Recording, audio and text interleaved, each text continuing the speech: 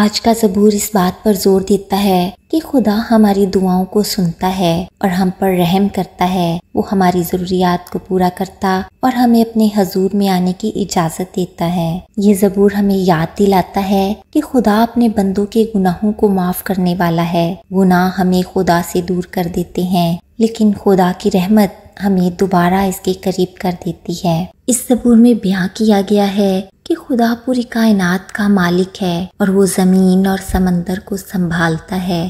وہ پہاڑوں، دریاؤں، فصلوں اور بارشوں پر بھی قدرت رکھتا ہے۔ یہ اس کی عظمت اور طاقت کی علامت ہے۔ خدا زمین کو بارش سے سیراب کرتا ہے، زمین کو پھلدار بناتا ہے اور انسانوں کو رزق عطا کرتا ہے۔ یہ زبور ہمیں شکر گزاری سکھاتا ہے کہ ہم خدا کی عطا کردہ نعمتوں کا اعتراف کریں۔ یہ زبور ہمیں اس بات کی تعلیم دیتا ہے کہ جب ہم خدا کی برکتوں اور نعمتوں کو دیکھتے ہیں تو ہمیں خوشی اور شادمانی کا اظہار کرنا چاہیے۔ خدا کی تخلیق اور اس کی برکتیں ہمارے لیے باعث مسرت ہیں، لہٰذا ہمیں خدا کی رحمت، قدرت اور برکتوں کا شکر ادا کرنا چاہیے اور ہمیشہ خدا کی حمد و ثنا کرنی چاہیے۔ خداوند کی زندگی بخش پاک کلام میں سے زبور نمبر 65۔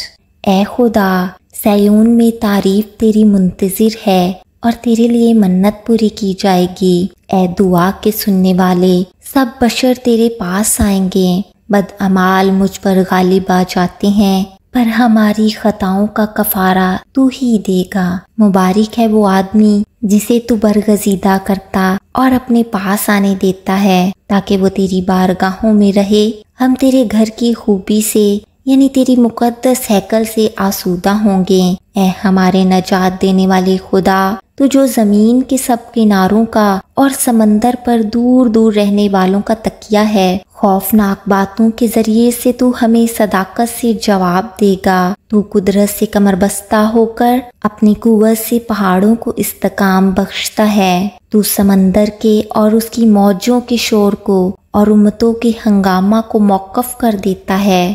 زمین کے انتہا کے رہنے والے تیرے معجزوں سے ڈرتے ہیں۔ تو مطلع صبح کو اور شام کو شادمانی بخشتا ہے۔ تو زمین پر توجہ کر کے اسے سیراب کرتا ہے، تو اسے خوب مالا مال کر دیتا ہے۔ خدا کا دریا پانی سے بھرا ہے۔ جب تو زمین کو یوں تیار کر لیتا ہے تو ان کے لیے اناج مہیا کرتا ہے۔ تو اس کی ریگاریوں کو خوب سیراب کرتا اور اس کی مینڈوں کو بٹھا دیتا ہے۔ تو اسے بارش سے نرم کرتا ہے اور اس کی پیداوار میں برکت دیتا ہے۔ تو سال کو اپنے لطف کا تاج پہناتا ہے اور تیری راہوں سے روغن ٹپکتا ہے۔